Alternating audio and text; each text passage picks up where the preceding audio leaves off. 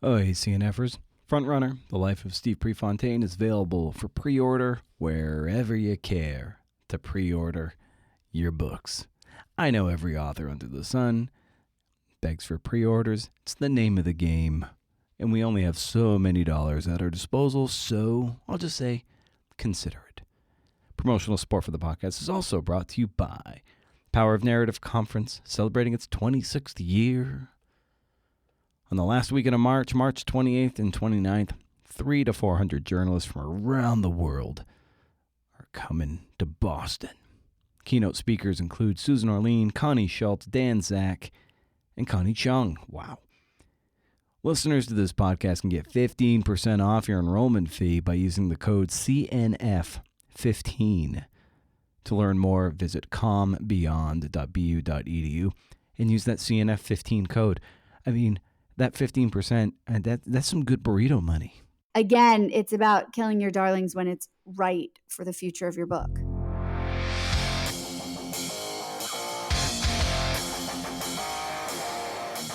Hey, CNF, this is the Creative Nonfiction Podcast, a show where I talk to tellers of true tales about the true tales they tell. I'm the self-proclaimed voice of a generation. It might be annoying. Maybe I should change the article to a voice of a beleaguered, sad, bitter generation. Oh boy, Lindsay Jill Roth is on the show today, and how fitting. I must be a good producer to run this on the made-up holiday Valentine's Day to celebrate her latest book. Romances and Practicalities, a love story, maybe yours. In 250 Questions, it's published by William Morrow, an imprint of HarperCollins. Sure, it's prescriptive nonfiction, but it's not as sterile as a questionnaire would be. And there's no scorekeeping, like if you score 101 points, you found your soulmate. Quite honestly, I think the book is better for self-discovery versus figuring out what someone else thinks. Sure, there's the compatibility thing going on, but if you can answer these questions and plumb the depths of your dreams and desires, you'll have a great sense of self to bring to a partnership.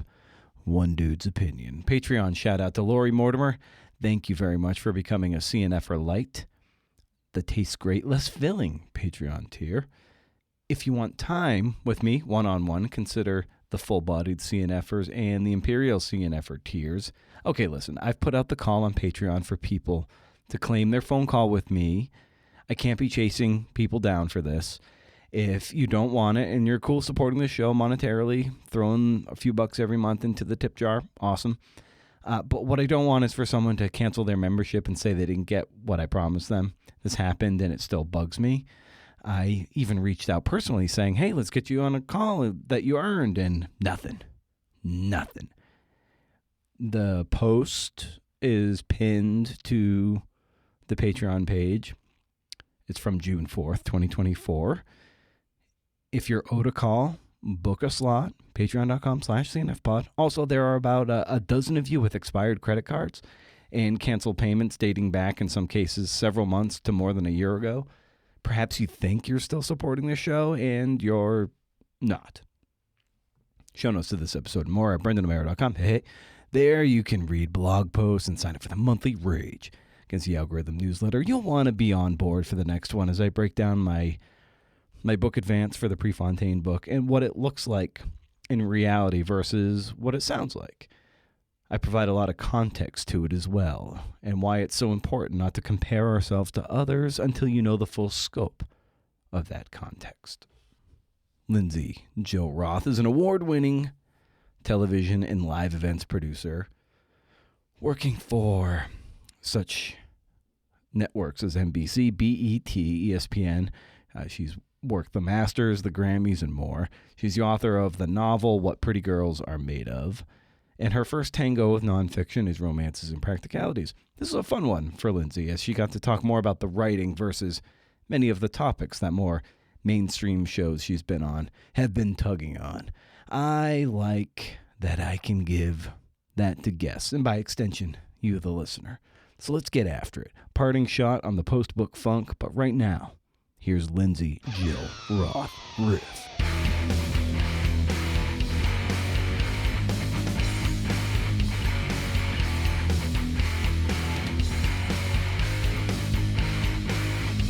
would be I would love for you to just elaborate on how you came to meet Joan Rivers, 1998 or so.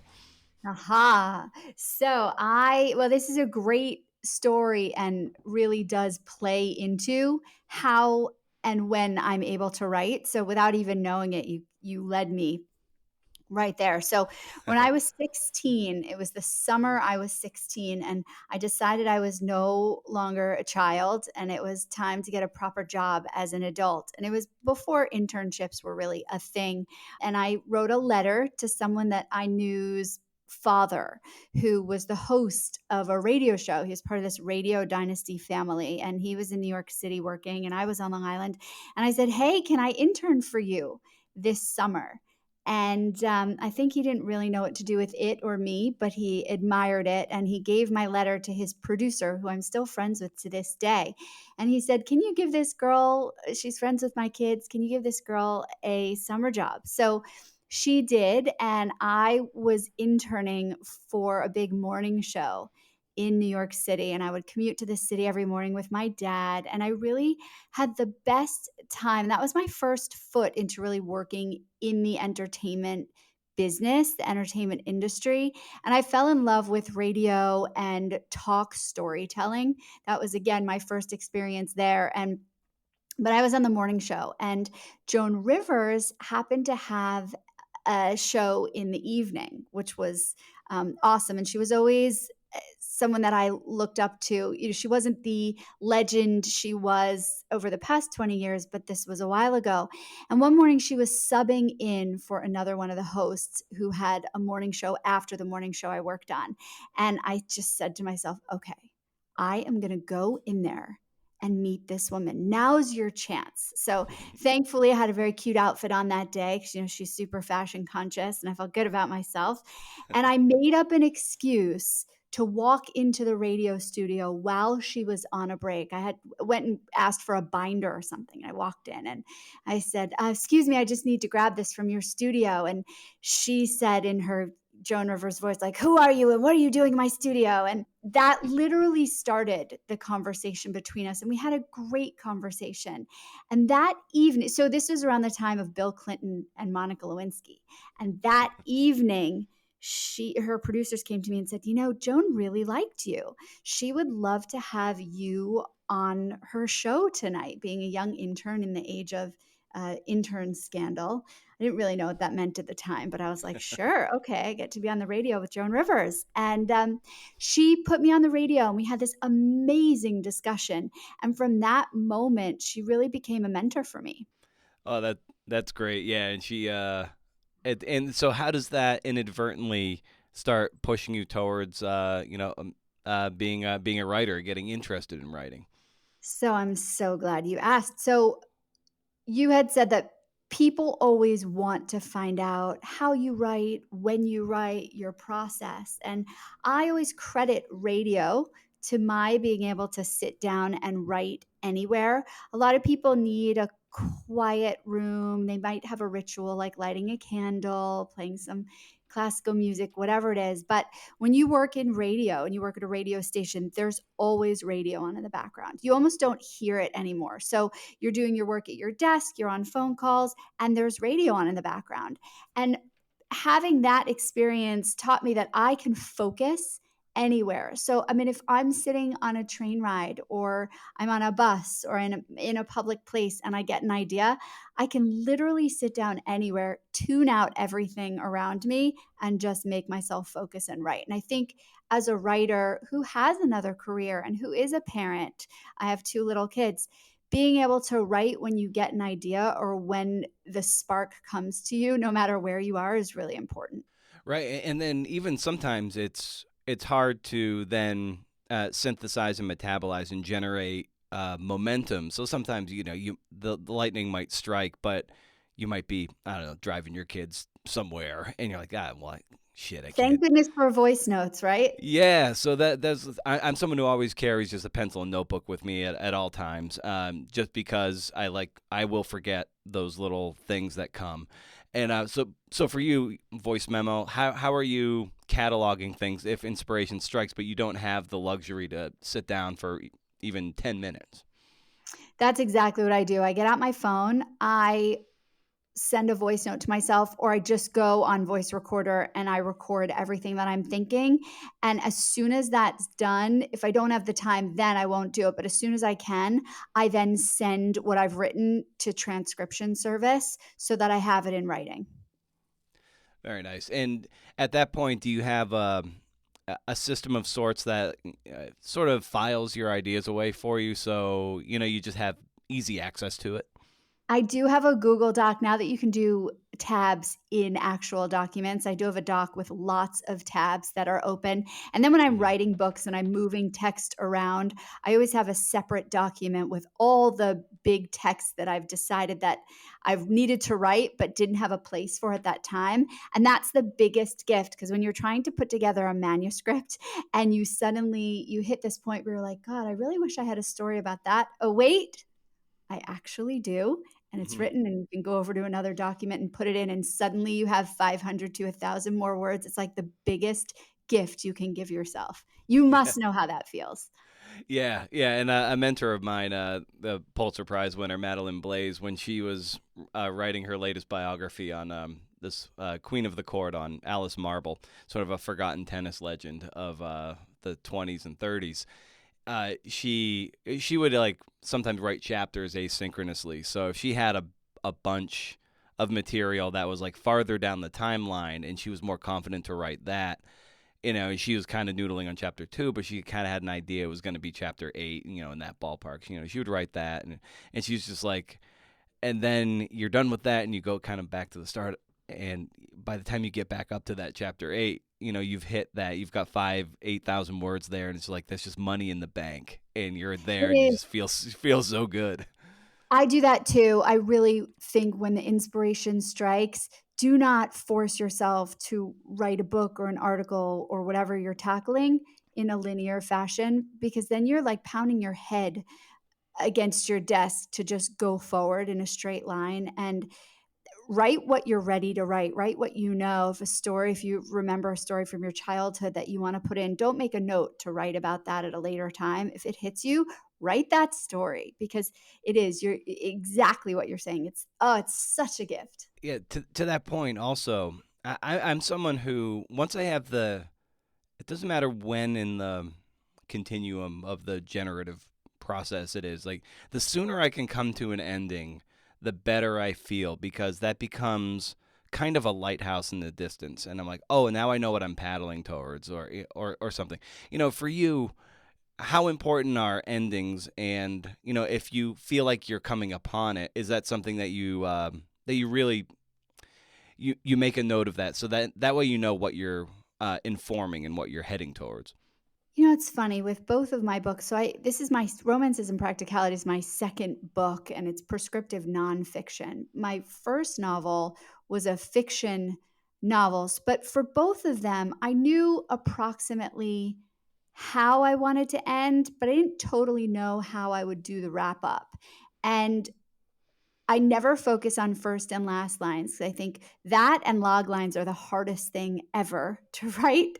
Mhm. But when it's time, I always feel like, yes, I hit it. I hit on it. I always have a roadmap as to where I'm getting to, but I don't know until I'm sitting there and writing it. Sometimes I don't know what that's going to look like, but I really let myself play on the keys and write, and then come back to it and see if it's crap and throw it away, or if it's workable.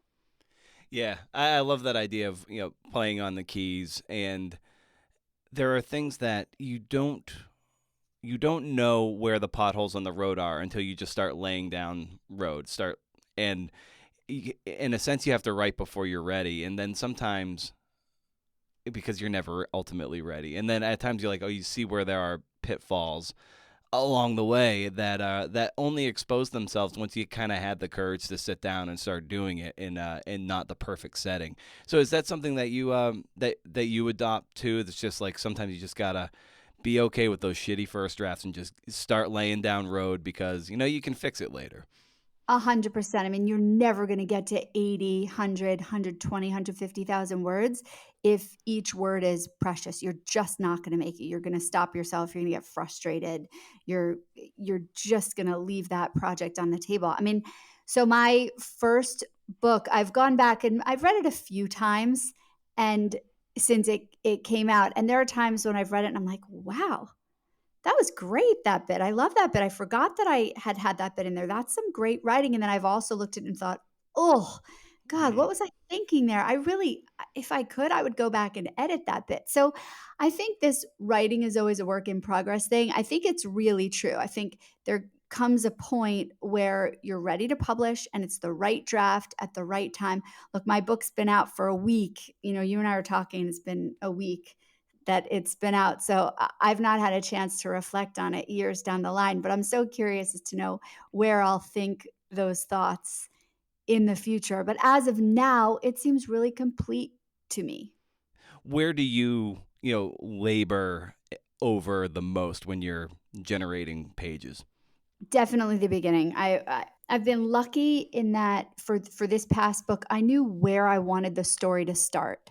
So I think when you have a clear idea of where the story begins, then you can toil over it. I remember with my last book, I had a prologue and I really thought that was the way in. And I had this prologue. I thought I really liked how it was written. And I ended up killing my darlings. I ended up throwing away the prologue. I'm sure I could find it on my computer somewhere because there was a better way into the story. So, two very different experiences in the start of my books, but it ended up feeling right for both of them. I mean, I really hated killing that prologue. And listen, on one of my books, I changed the title once I got a publishing deal, and on the other, I did not change the title. Excuse me. So again, it's about killing your darlings when it's right for the future of your book. When did the switch go on in your head where you were just like, a fan of reading, a fan of books, to the moment you're like, oh, I want to actually kind of contribute to, to books and to writing in that capacity?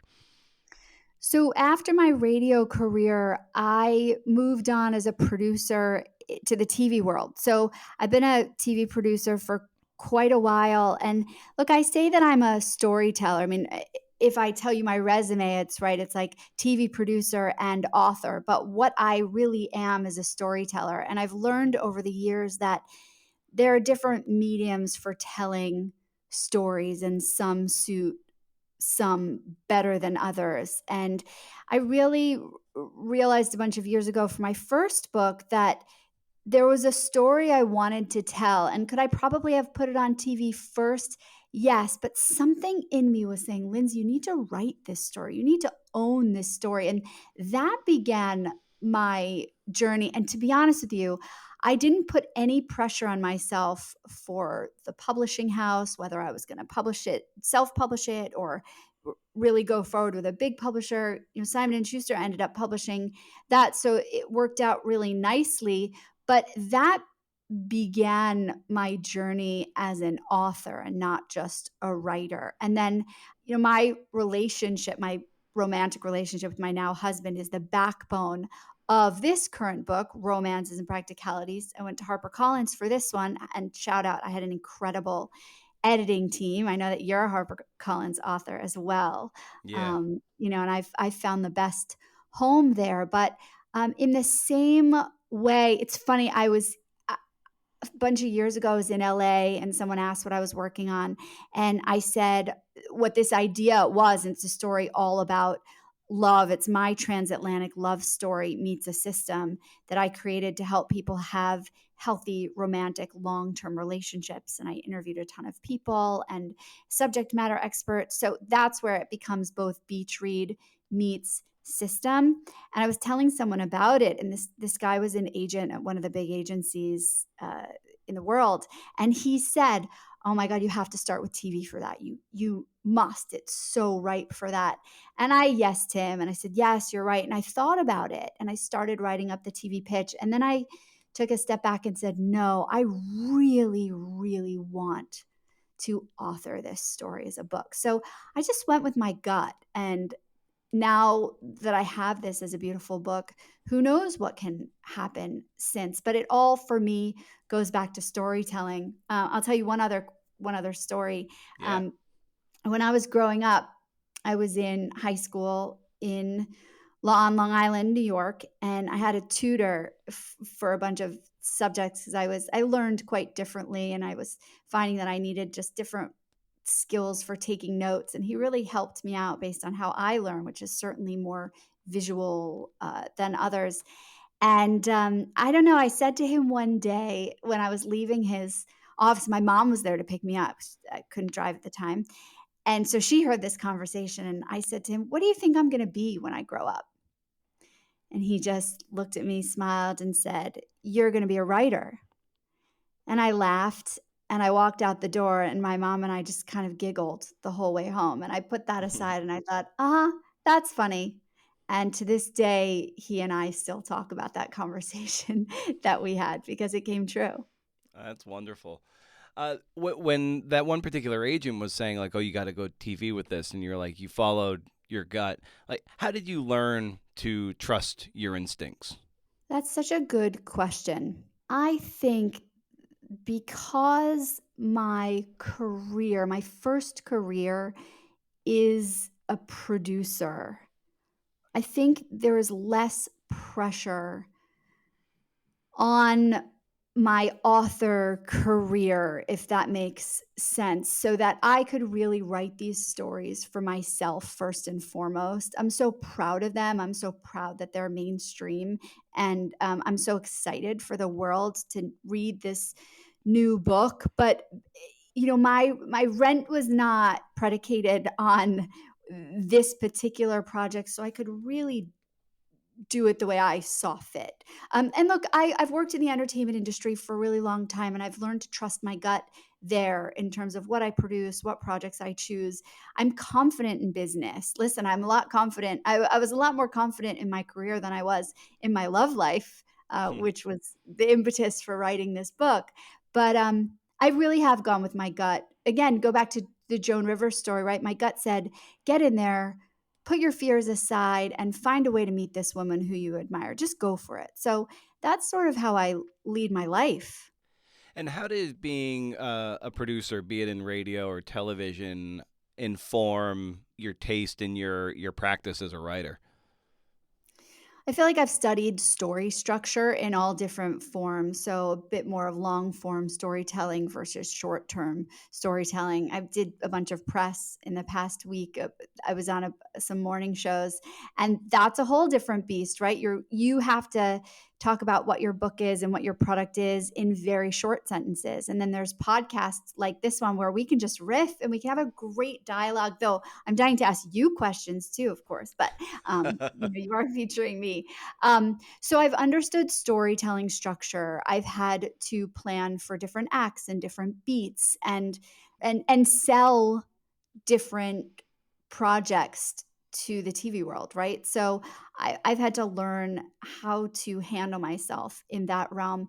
I also think, as an author, and I know you can speak to this, writing your book is only a small portion of what goes into putting a book out there, right? So like Mm-hmm. I had 2 years to write my book, so I haven't really written for a while because then there's the editing process and then there's the re-editing process and the re-editing process. But then there are things like cover design and marketing and publicity and strategy. And, nobody is their best advocate like the author of the book that's coming out. So I understand how to hustle in the entertainment world. And I know that that's helped me when I've had to put together social strategy and things like getting my book out there, just understanding how that world works, because that's a beast as well. And sadly, we can't just write and hope the book will do well on its own. As the author, you really have to stand behind it and get it out there yourself too. And a moment ago, you just alluded to this idea of having written the thing, and then it goes through the rewrites, and you're rereading and rereading and rereading your stuff over and over again. And I just put my book that's coming out in a few months to bed, and I've read the thing cover to cover probably a dozen times in the last 8 months in those rewrites. Are you And skipping words as you read? oh, Because I try can't read those words again. I can't. it, it makes me nauseous to look at, like, anytime anytime it came across my desk again, Lindsay, I was just like, I can't do it. I would put it off for like 3 or 4 days sometimes. Like, I can't open the file. Like, I Yeah. cannot look at my own words again. Yes, Like, I just correct, can't. and then Yeah. you skip words because you've seen them so many times, so thank God for those copy editors who are catching all the things that you and I don't, but I so know how it feels. Did you find that each re-edit deadline got shorter and shorter and shorter? It was, yeah, it was like in the neighborhood of like 6 days or so. Like, it was getting to like 5 or 6 days where I had to, Yeah.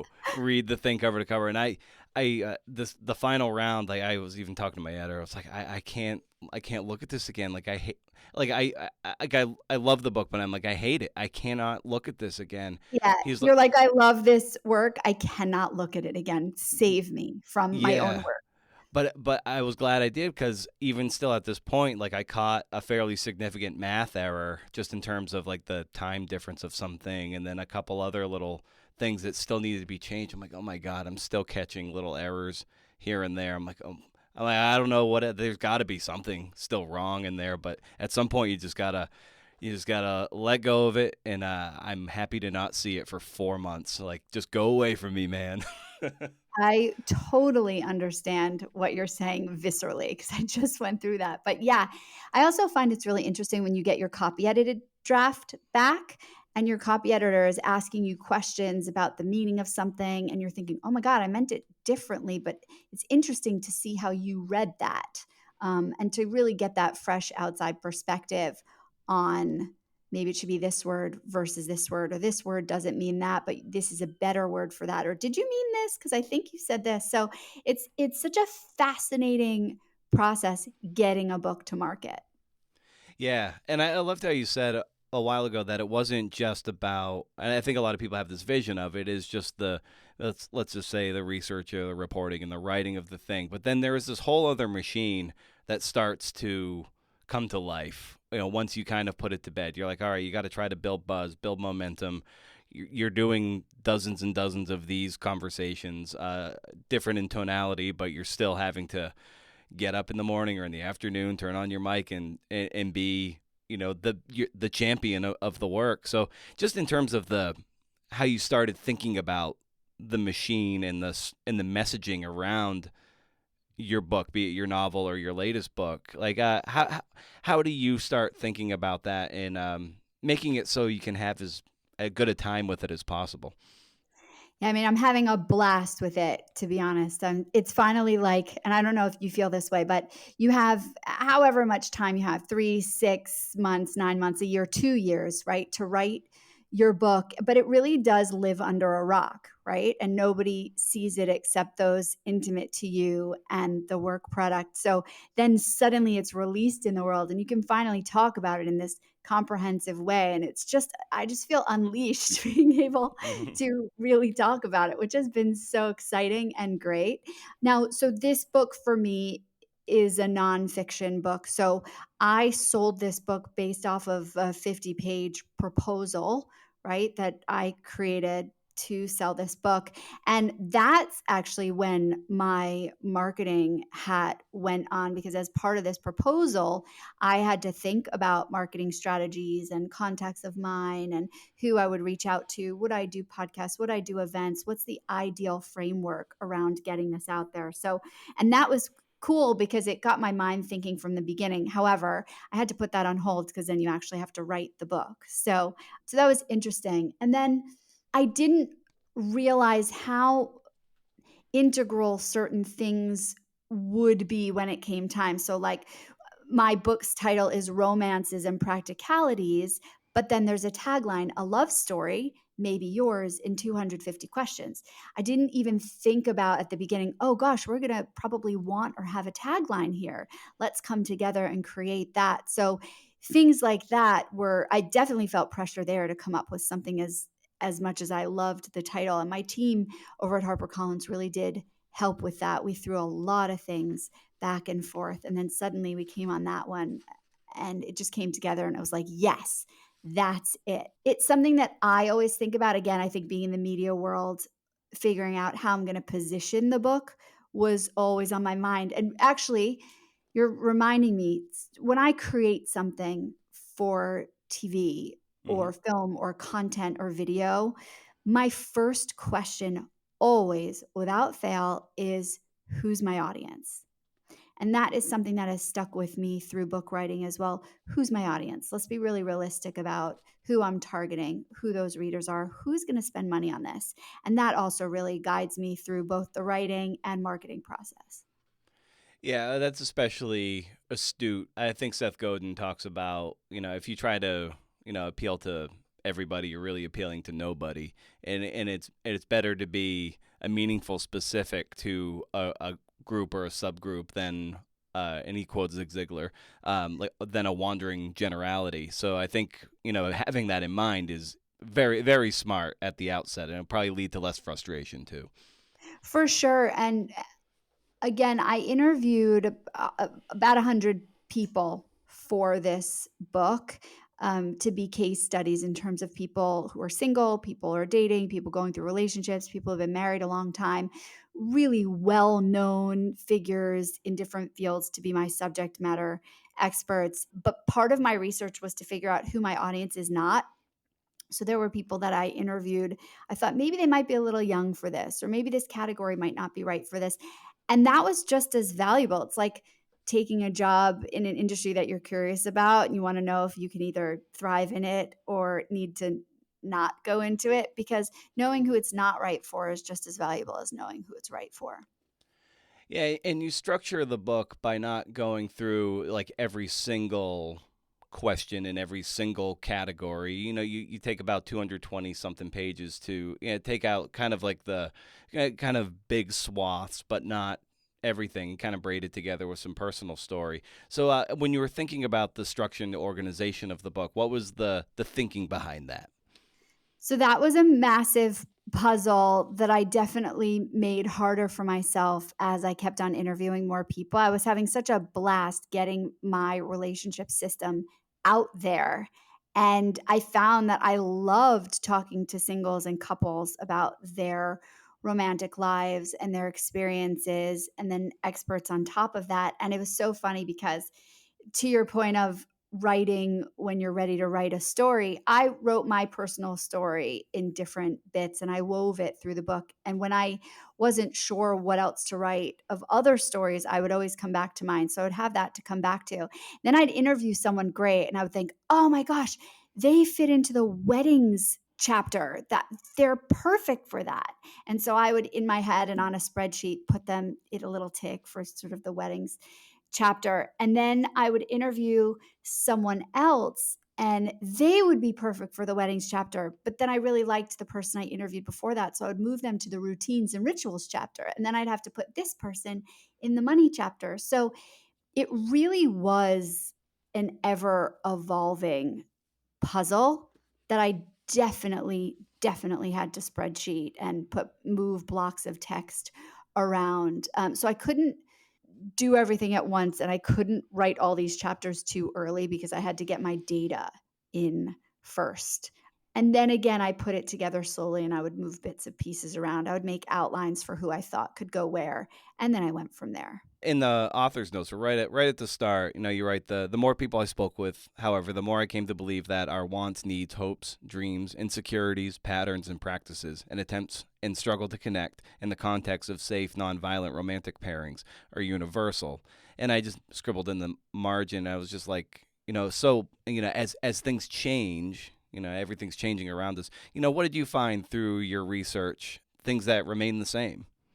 People want love and people love partnership, healthy partnership. And at the end of the day, on our tombstone, it doesn't list our job title, or maybe for some people it does, but I haven't really seen that, right? People say who their families are, people say who their spouse was, people say who their kids are. This is not a book that tells you to get married. This is just a book about learning how to effectively communicate so that you can feel the beauty of loving, being loved, giving love, receiving love, whether that's romantic love or family love, whatever love means to you, that is what I mean is universal. Yeah, and the book explores a lot of couples as well. But I think, and you speak to some single people or non-couple people, and I feel like this book in a lot of ways could lead to a lot of clarity if you're just possibly seeking a partnership, and that it might be a good cue for self-discovery. So in what ways can someone who is maybe not in a relationship or hasn't been in one in a while use a lot of these questions just for better clarity of the self?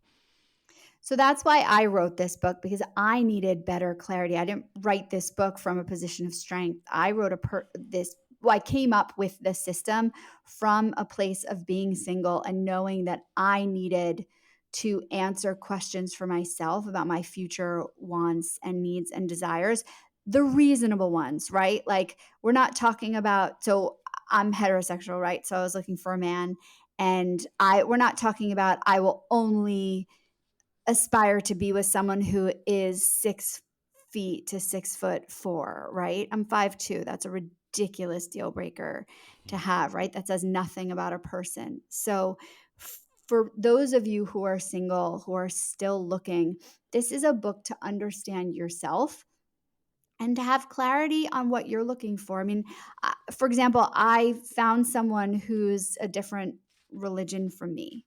And I can safely say that I learned so much more about my religion and my feelings about spirituality and how I practice being with someone who's a different religion, because I started questioning myself and I started trying to understand why I believe in certain rituals. And I find that you're going to be a better partner if you understand things about yourself. So, look, I talked to Dr. Nicola Paris significantly about our childhoods and how they impact us, right? If you're single and you take a moment to understand the figures in your life who had an impact on how you argue or how you repair, it's going to make you a more present partner, because then you can have more productive discussions with someone you're in a couple with. So, and listen, a lot of times when people are starting to date, they read this book and they think, gosh, I never thought to talk about that. So if you're single, have a look at these questions and really answer them for yourself to see where you stand. It doesn't mean you can't change your opinion, but it just means that you can have a perspective. Yeah, I like this particular sentence where you write, yeah, but our best and bravest work is to look at the pair of glasses that we wear, the lens through which we experience relationships, and then being able to kind of bounce that off other people. I think you can, I mean, in an optimized sense, you kind of can save time. Be like, is this person really worth my time? Are we better as friends? Are we better shaking hands and parting ways at this point? Because you really do need to get on the same page, because it'll save you a lot of pain down the road if you're not seeing eye to eye on very core issues. Yeah, I mean, it's a lot easier to discuss something at the beginning and revisit it in the future if you're aligned. It's a lot harder if you've been with someone for a matter of months or years to start talking about something that you've never broached before. That's pretty scary. So the goal here is to address things early, because if you get to the practical, then you can have a really sexy romance. And by the way, answering these questions with a partner once you've looked through them yourself, super sexy. I mean, the data here is crazy about when you look someone in the eye and you're intimate with them and you share intimate conversations. It doesn't have to be questions like, where do you want to be buried when you die? It can be something like, do you prefer laundry or dishes, right? That can have a significant impact on your intimacy level. I especially like the when you're talking to Dr. LaPera, and you're talking about like just introversion and solitude, and of her, her partner Lolly, and who has to recede into herself or is okay being alone to kind of recharge. And like I think those are especially great conversations to have in terms of just like an energy level, energy compatibility, and having that conversation. That way, like if someone has to recede and take time away, it's not because they don't want to be with someone. It's because like my battery charges at a different frequency than other people's or something. Yeah, I mean, if you don't have the conversation, you don't know, and then you in turn can feel hurt. So, like, if you're dating someone and on Sunday mornings they want to go get bagels and an iced coffee and maybe get a bunch and bring them back so you can have breakfast together, and you offer to go with them to walk to the bagel store, drive to the bagel store, and they say no thanks, I'll go do it. If you don't have a conversation, you as the person offering may feel hurt and left out, and the person going to get the bagels may feel stifled because they just need that alone time for clarity. And if you just had a conversation, they could say to you, God, I love you so much, but I really do just need this time to listen to music on the way and have that moment of alone time. And then we can eat these bagels together. It says nothing about how I feel about you. It's just something I need for myself. Then you can be on the same page and there's no resentment about the situation. And that can be something that you do that recharges both of you. You both get a little alone time, but not if one of you is wondering why you're not allowed on this journey. Well, a moment ago, you brought up the word scary. And when you were crafting these questions, asking them of yourself and to other people, like what are the scariest questions that you come across that maybe even give you, or at one point or another, gave you like some of that fear response? Like, I don't know if I want to answer this, and I don't know if I want to hear the answer across the Yes, table. totally. So that's why there are 250 questions in the book, because the questions that are scary to me might not be the ones that are scary to you, right? And this is a system, but you can use this system as it works for you. And there are so many on ramps in this book for how to use it, as well as I'm told, this is my goal, but I am told that people feel really comforted reading this book, like they're on this journey, but they feel safe because they're reading about other people's journeys who tackled the same issues. So, for us, for my now husband and me, we'll go back to the religion questions. We were different religions, and I was really scared to talk about some of this stuff. Now, I wrote this book, but I didn't do everything right on my journey. And I write about that. I write about I wasn't perfect. We weren't always perfect, but there were so many learning experiences going through it. So for us, listen, I was so nervous to talk about these things because I didn't know if that would break us up. But if you start talking early and often, these don't have to be, when you were a kid and your parents or parental figure would say to you, we have to talk. These don't have to be we have to talk conversations. You can be taking a walk and go through some of these questions. You can spring some of these questions on a partner and they might not even know you're throwing them out there. That way, when you get to the things that are particularly hard to talk about, you have a base layer of communication and you already feel safe. So when you say, hey, can we just talk about a few of these things? I'm a little nervous about it, but I know that we can have a productive conversation here. You feel safe in saying that. So that's the goal. And this kind of piggybacks, I think, on hobbies and routines. And it's like so a lot of people I talk to, like say aspiring writers, they might not know how to thread it into their day, or they feel guilty if they take even a Sunday morning by themselves to try to scribble down whatever they want to scribble down, because there's an itch in there, there's a burning in there that wants to come out. But it can be maybe difficult to have that conversation, like, because if you're doing this, then someone else is saddled with various chores and just the machine of keeping a house up and running. So just because we're talking about writing and art in that sense, how can someone broach that topic that they might need that time, for themselves, and not feel guilty about it? So everybody needs time for themselves. I really do believe that. And what you do with your own time is up to you. So whether it's going to the gym, going for a walk, taking an art class, reading a book, writing a book, that's a conversation that you need to have with your partner. And you need to say, look, can we give each other this gift of time? And what can I do to give you this? Because here's what I'm thinking you can do for me. And if that's juggling kids in a certain way, or putting your kids in an activity, or splitting up some chore responsibilities to make this happen, it's only going to enhance your relationship if you have that conversation and you each feel self satisfied by doing something else. And ideally, this book will help people find a partner that they can go to with these things of, I really need 30 minutes every Saturday morning. Do you think we can make that work for both of us?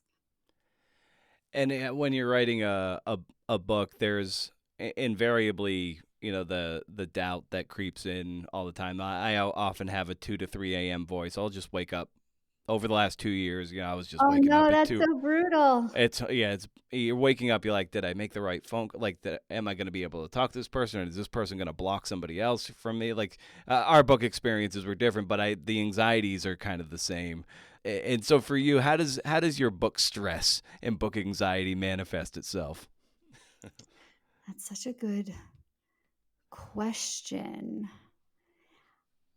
I am so passionate about what I've created, and I've really believed in this story from the get go. I think most of my book anxiety came at the beginning before this was a thing, in terms of, will this book sell? Will it go to the right place? Will I then be able to execute on this mountain that I have set out for myself to climb? But once I have gotten my head around what the plan is and how I'm going to achieve the goal, I kind of put my anxieties aside, if that makes sense. Not to say that I don't have them, but I find when I'm so passionate about a project and I'm really doing it initially for myself because I believe in it, then I the only thing that's waking me up at 2 a.m. is my kids. And it's great to note that anxiety in there. Did you come to see it as it means that you're confronting something that's very important to you? Like, it wouldn't be there if this wasn't important, and you knew you had to kind of push into that discomfort. 100%.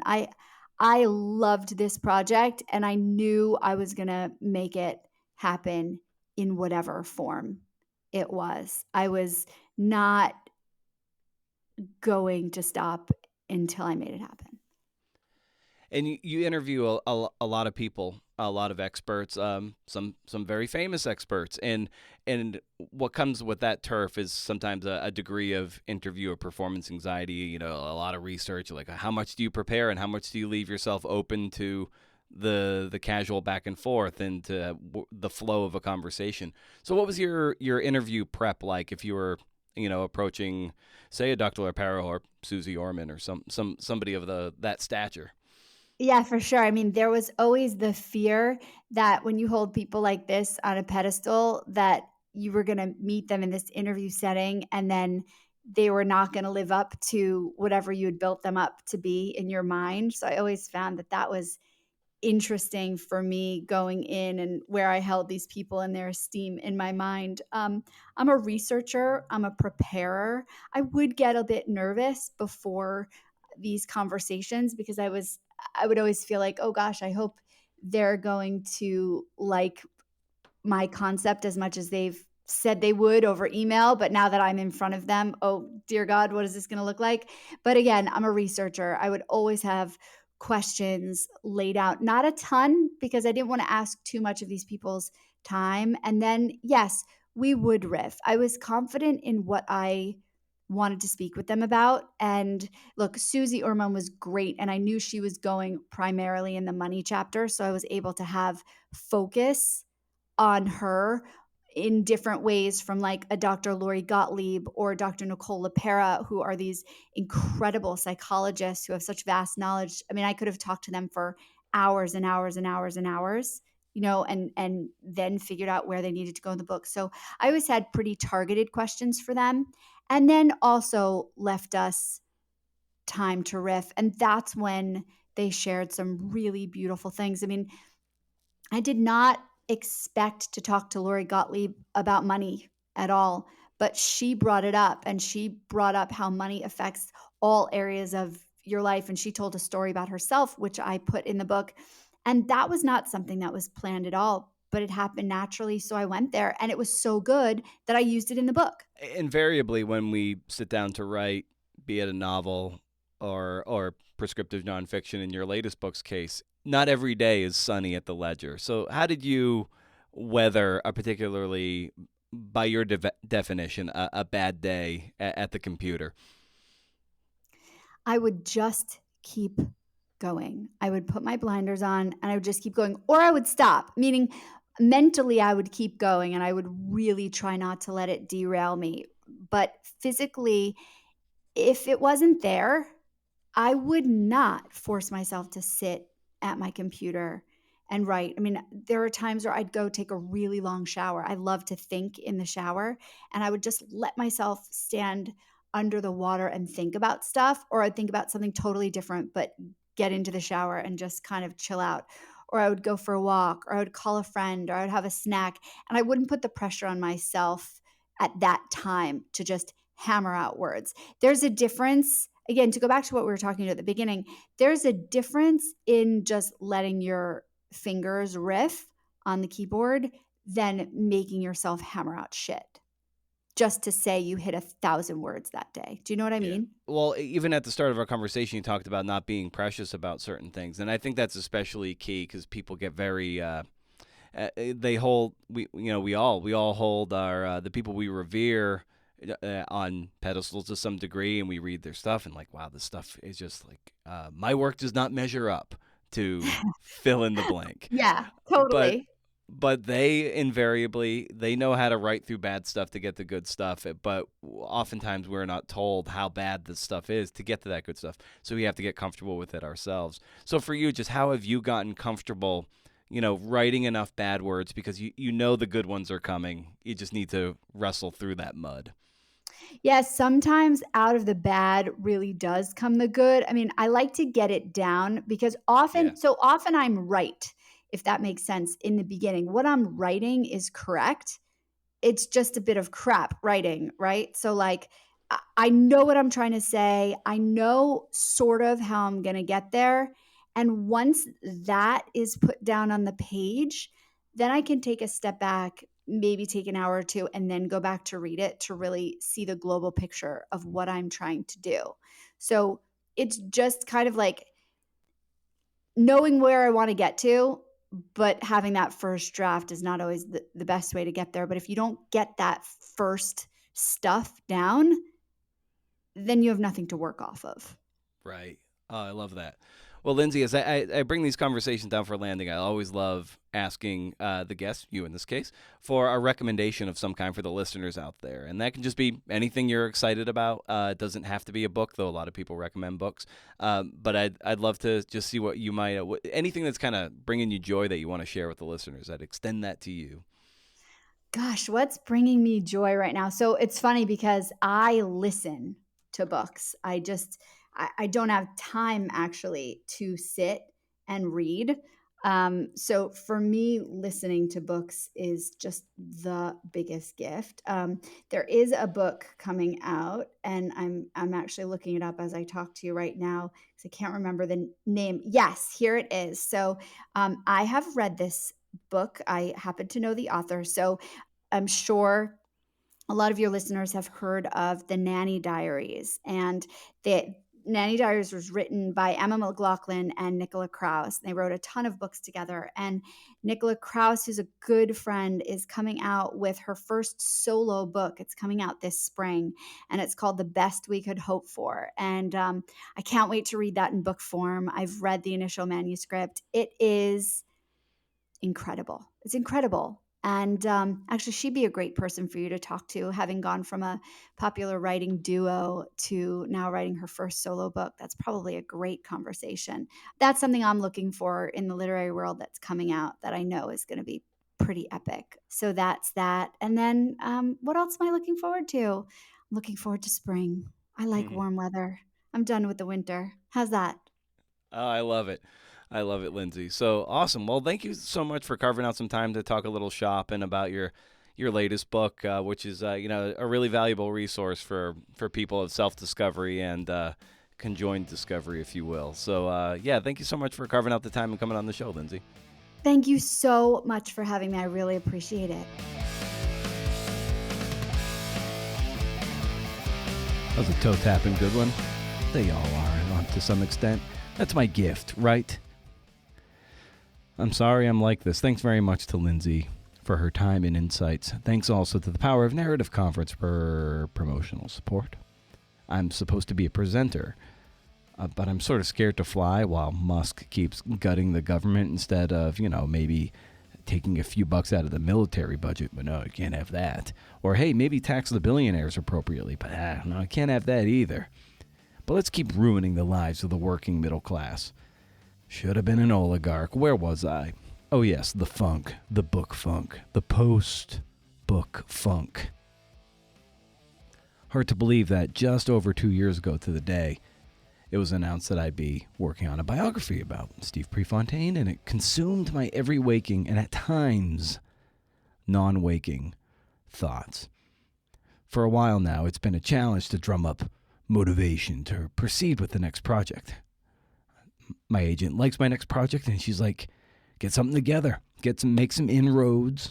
Prove you've got some momentum, that you got some sources, and we'll make a pitch. No need to do anything as expansive as a book proposal because the Prefontaine book is, for now, like proof that I can do the job.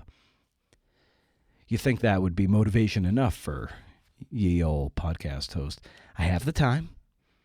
It's not like I have to thread it around a day job right now. I can't say I'm burned out. I'm just kind of floating along in a funk. I obsessively tidy the house, clean the floors, the bathrooms, make the bed, put the clean dishes away. You could say I'm procrastinating, and you wouldn't be wrong, but you wouldn't be correct either. It's a bit like having completed a marathon. The last thing you want to do is start training for another one. But since I turned in my final draft a couple weeks ago, I'm slowly starting to get into the groove. Like, okay, the idea is solid.